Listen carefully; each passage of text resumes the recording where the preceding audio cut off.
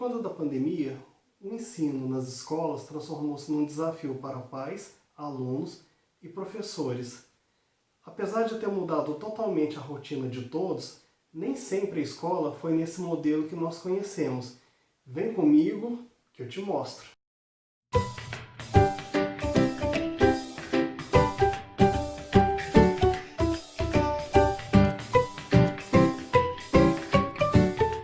Olá pessoal, para entendermos qual é a nossa escola hoje, precisamos entender as nossas escolas no passado. Para isso, vamos precisar fazer uma viagem pelo tempo. Vamos lá?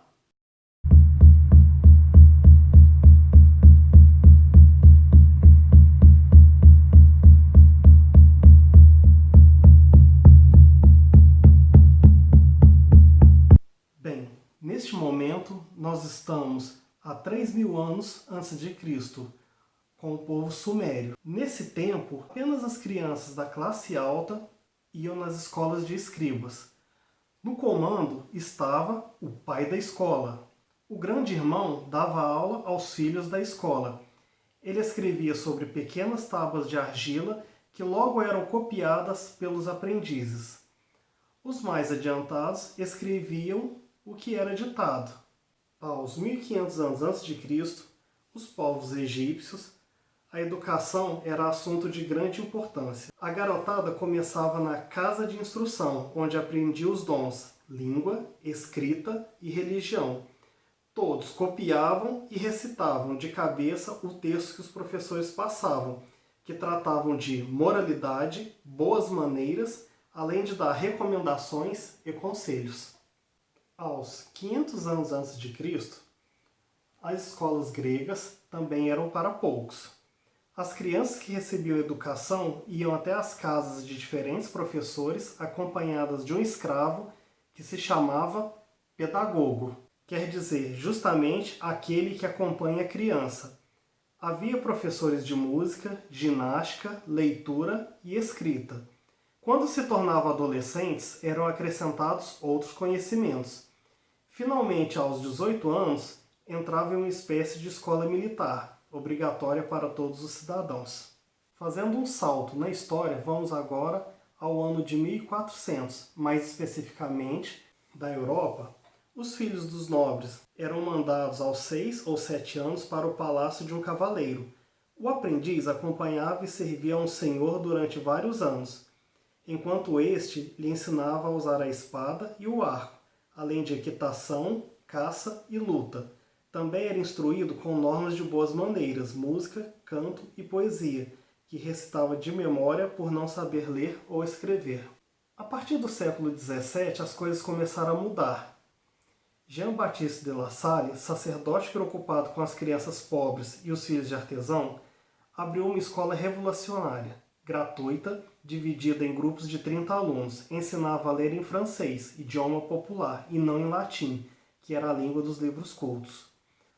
No final do século XVIII, dois fatos mudaram radicalmente a história do mundo.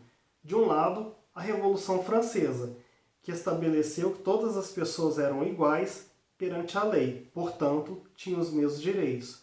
De outro lado, a Revolução Industrial, que transformou os trabalhadores em pessoas indispensáveis para o funcionamento das indústrias. As cidades ficaram cheias de famílias camponesas que iam trabalhar e a relação entre pobres e ricos começaram a mudar. É claro que a educação não ficou de fora desse processo. Há algum tempo já se discutia a ideia de que todos deveriam ir à escola, e essas revoluções deram um empurrão para que a educação se tornasse realidade para todo mundo. Tanto que as ideias de liberdade e igualdade exigiam que isso acontecesse. Mas como fazer com todas essas crianças? Essa resposta quem deu foi Joseph Lancaster. Ele fundou uma escola capaz de abrigar centenas de alunos. Era um enorme galpão, sem divisões, onde havia apenas um professor. Um só para cuidar de tantos? Na verdade, o professor ensinava apenas os monitores, que eram os melhores e mais velhos. Os monitores, por sua vez, ficavam encarregados de preparar os demais, que se dividiam em muitos grupos de 10, não importando a idade. mas sim o conhecimento que tinham das matérias, leitura, escrita, aritmética e religião. Um fato que não foi dito até o momento diz respeito à educação das crianças com necessidades especiais. O ensino delas iniciou-se muito mais nos hospitais do que dentro das escolas. Os nomes utilizados para referir a esse trabalho eram estranhíssimos: ortopedagogia, defeitologia, pedagogia consertadora. Consertar o quê, né? Algumas das razões pelas quais as crianças com problemas sensoriais, mentais ou emocionais eram separadas das outras eram espantosas, como, por exemplo, para evitar contágios.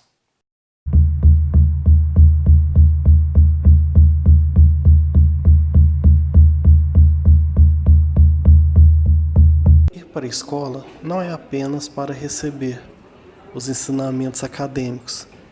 Serve também para criar laços, ter contato com o mundo. Ao ver essas imagens, deve pintar uma saudade dos amigos, cumprimentar, aquele sorriso no rosto, as brincadeiras de sempre, entrar na sala de aula, ocupar o seu espaço, cumprimentar a professora. Isso tudo, nesse ano, talvez não aconteça mais. Mas e hoje, com o ensino virtual? Tenho recebido dos pais muitas reclamações. Marcelo, o meu filho não senta para fazer tarefa, ele foge. Marcelo, o meu filho, em vez de estudar, fica no computador jogando. Mas é muito interessante pensar nas possibilidades que vão vir de agora em diante. Eu acredito que vamos passar por um momento de mudanças. A escola não será a mesma como foi anteriormente. Chegou o momento de cada vez mais o ensino virtual entrar para o nosso cotidiano. Mas aí existe um problema. Como fazer com alunos que não possuem os equipamentos para poder utilizar? Outra questão também a ser levantada. Muitas das vezes os pais não estão preparados para auxiliar os filhos nos ensinos, necessitando muito dos professores, que são os que realmente estão capacitados para essa atividade. Outro ponto que devemos tocar é a necessidade de termos esse currículo tão conteudista. Será que realmente as crianças precisam disso? Muitas das vezes deixamos de ensinar a criança atividades do nosso cotidiano, obrigando-as a estar estudando o conteúdo escolar, que muitas das vezes elas não vão utilizar. Mas qual a escola que nós queremos para os nossos filhos? Será a mesma de antes da pandemia? E os profissionais? Como que lidarão com esse processo? Serão capacitados? São perguntas que precisamos discutir para pensar um futuro diferente, pois o mundo que conhecíamos não será mais o mesmo. Muita coisa deve mudar. Bom, pessoal, encerrando o vídeo, espero que vocês tenham gostado dessa viagem. Compartilhe se achou interessante e, por enquanto, fica o meu abraço e até a próxima!